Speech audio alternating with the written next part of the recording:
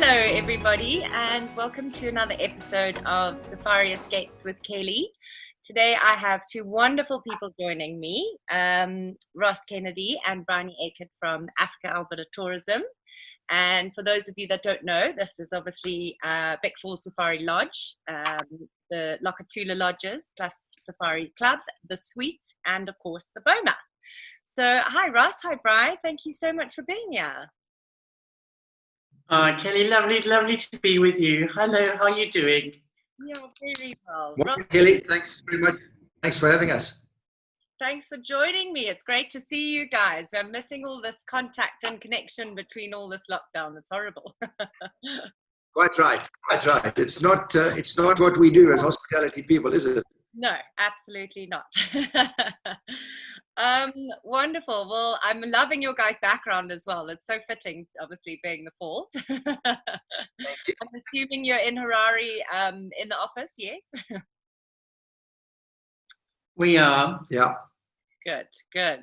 Nice. Well, now I just wanted to ask you guys obviously a few questions, and you can tell us all about Africa Albida and run through a bit of past and future experiences and everything.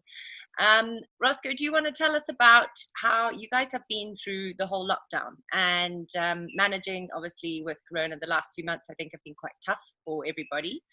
And I'm sure you guys have been keeping busy and do you want to fill us in and tell us how AAT is?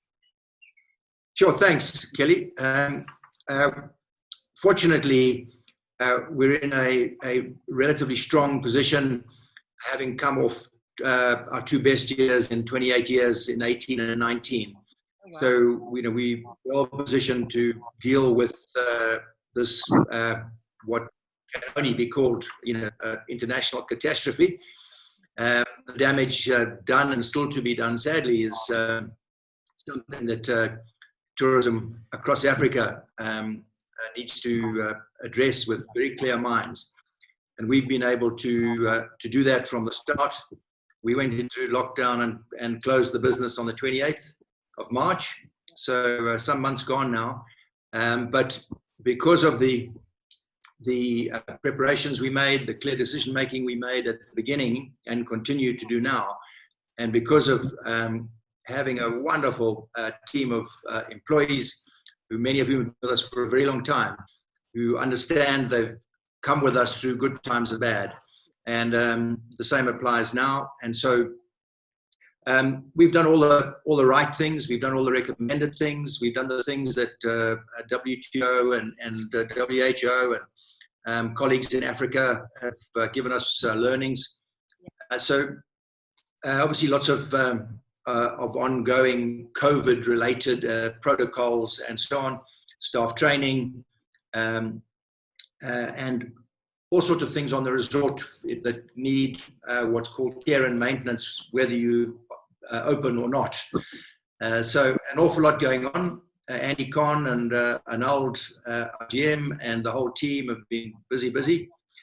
So lots has been going on in keeping the estate up to date in wildlife and conservation and poaching. So an awful lot of energy has gone into this period. Good. That's nice to hear. I'm sure everybody's been trying to do the same thing and just keep going. And I mean, as you say, life has to carry on, and there are things that for lodges that you have to maintain and keep going with. So it's good. Sure. I'm sure there's going to be it'll be amazing when everything obviously does open up again. You guys will be ready to take it on. Yes, and we've been we reopened a small piece of the club and 8 Lokatula lodges on the 11th of July, so 4 weeks ago, and it's been okay. This last weekend, which, as you know, was a double long weekend in Zim, and the club was the 8 club that were open were occupied, and 6 of the Lokatula lodges that were open were occupied, all with Zimbabwean residents, of course, but particularly from a staff point of view, to have that engagement with guests again, and to be able to put all of our protocols to the test and to read how guests respond It's been wonderful to have had that experience, and hopefully continue driving that domestic market for the coming weeks and months. Yeah, good. That's really nice to hear. And now, Bry, you guys have the most amazing vulture culture experience, which I'm sure many people, they may or may not know about it. But it is obviously available to anybody who stays with you, and it's free of charge as far as I know. And yeah, how are the vultures doing? And do you want to give us a little bit on that? Kelly, I was only talking about the vultures yesterday, actually, to find out from Arnold and Andy how they were doing. Vultures don't seem to care about COVID. They still need feeding every day. So 1 o'clock every day that you see this magnificent sight of the vultures circling around the safari lodge, and we're feeding them still.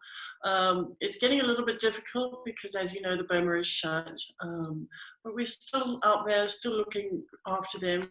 It is a fantastic sight. So when your guests come and stay with us, it really is a must-do activity. Definitely. I've never personally done it myself, believe it or not, which is terrible to say because I'm a Zimbabwean. But I will definitely. I promise when I'm next there, I will come and do it. Good. And just to add on that, Kelly, is that the whole vulture feeding program, the whole vulture conservation and education program, we do it in liaison with Vic Falls Wildlife Trust, with the specialists there, with the wildlife vets. And we link to and members of VulPro and the Southern African Vulture Foundation. So this is a carefully thought out and very specific program that is in the interests of vultures. And by educating more and more guests, hopefully we can make sure that vulture populations continue to survive and indeed grow. Amazing. It's such an incredible thing and such a unique activity as well, I feel. I mean, I imagine guests must just love it. And yeah, I mean, Ross, that was going to be my next question as well to you, is you guys are so involved with so many conservation programs. I mean, the work that you do and the contributions that you make to conservation and wildlife and the community projects in the falls and surrounding is just amazing. And yeah, I mean, do you have a little update for us on any of your other sort of favorite programs that are going on, and any new news or anything like that? Sure, Kelly, thanks. It's a big part of our philosophy and our company ethos. So our wider CSR program, if you like, it's known as our Green Steps program, and that covers all the things that we do with conservation, with community, with wildlife, with anti-poaching, and of all of those things, education is one of the founding pillars of those things, because we need to educate the younger members, well, sometimes the older members too, of our colleagues, of our communities, of our staff, and at the schools through Vic Falls and indeed the rest of Zimbabwe, as to the importance that all of those things play in a destination like Victoria Falls, in a country like Zimbabwe, and are pivotal to the long-term real sustainability of wildlife and flora and fauna, to use that old saying, in Vic Falls and around Vic Falls and Wangi. So we work with wonderful people like Kelly Hougaard from Green Line Africa. We've got our plastics recycling plant together with Charlie and the team. Charles Brightman, Vic Falls Anti-Poaching Unit. We work with communities, old age homes, orphanages, etc. in Vic Falls. We support all sorts of, we're members of BirdLife Zimbabwe, etc., etc. So we have a widespread involvement in all of those things that so many people in our industry do in Africa. And of course, one of the things that's happening now that I know that you're fully aware of is the Ride for Rangers project in the UK that many of us in Africa, including, of course, your colleagues Luke and Suzanne and Robin via Zambezia. We too are country ambassadors along with them. So we find ourselves involved in many things ad hoc through the year, as well as the things that are 365 for us. And it's a vital part of who we are and what we do. Amazing. It's inspiring and incredible, the work that you guys do and the programs. Ross, are you not actually cycling in the Riding for Rangers, are you, or are you getting involved physically? No, there's the one coming up now in the falls on Saturday, I think, the Ride to Robbins, which is part of this Ride for Rangers program. But we are looking at doing another event in Harare on the last weekend of the month. Other than the fact that I've just fractured my wrist on the weekend, I will certainly participate. Yeah. Okay. Good. You've got a good excuse there.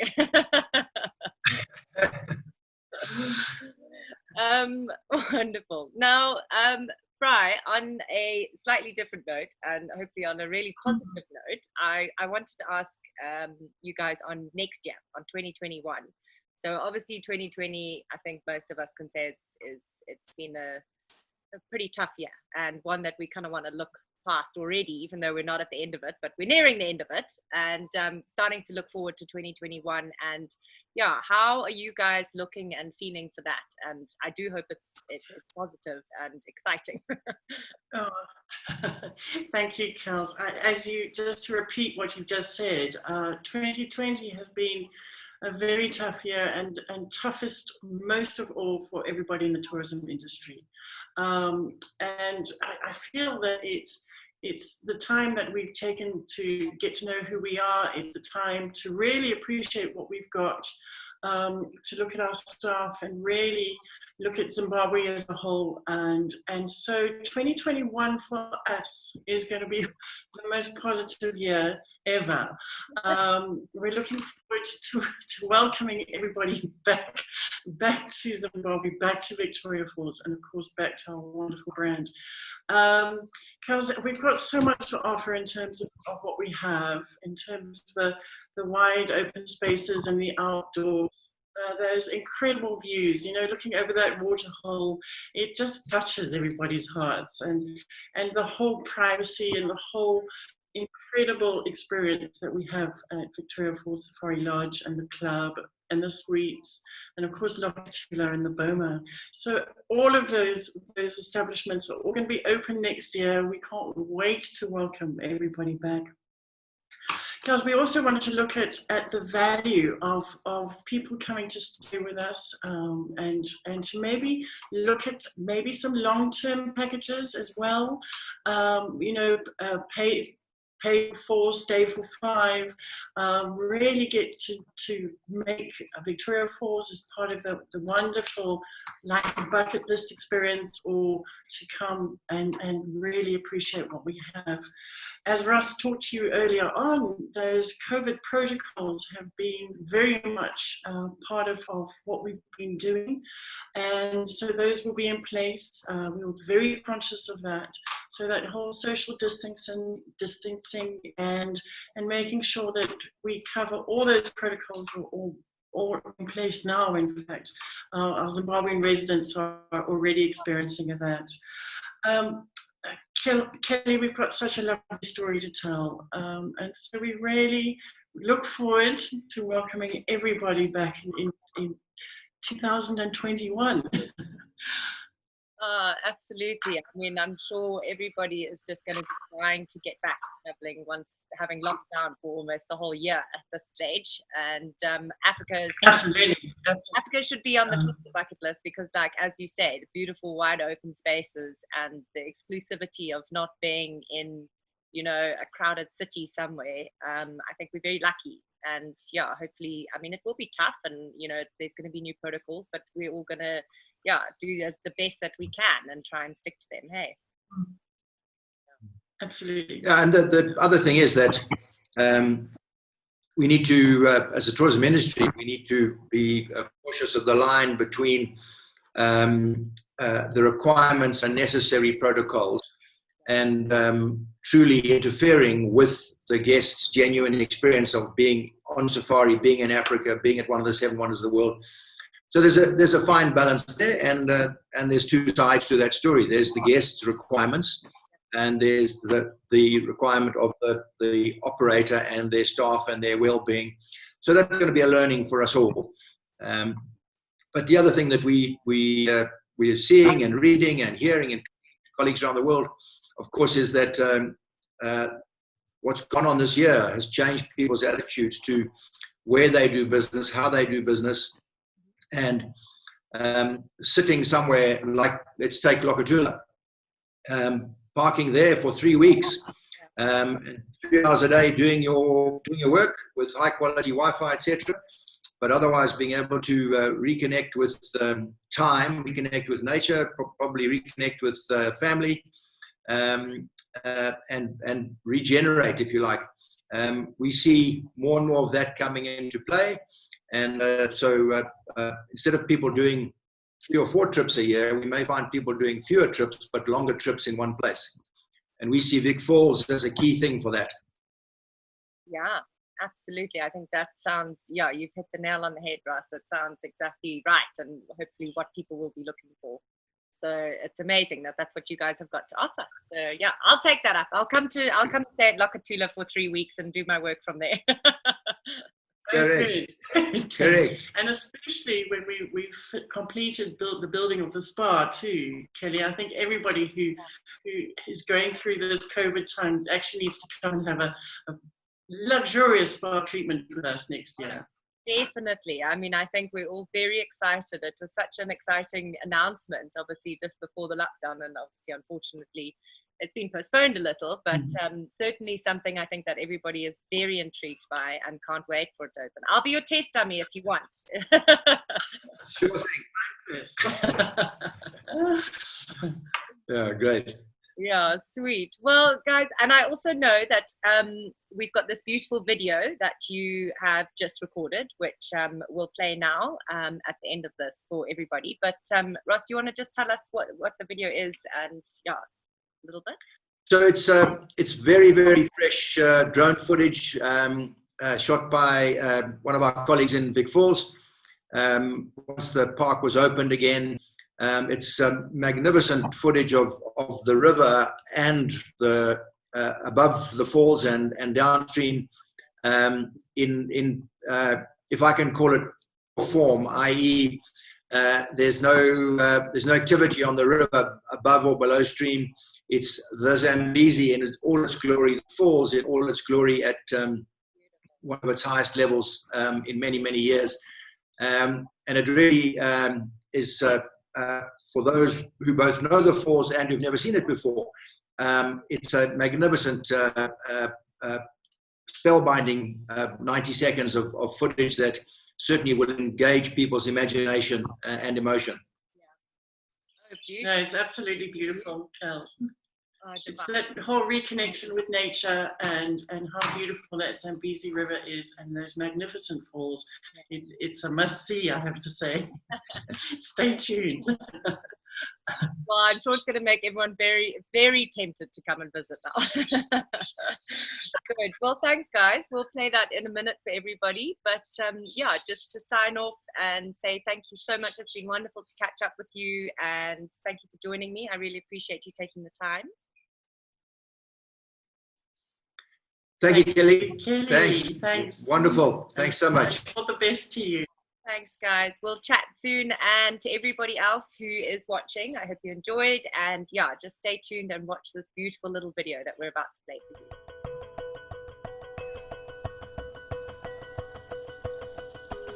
for you.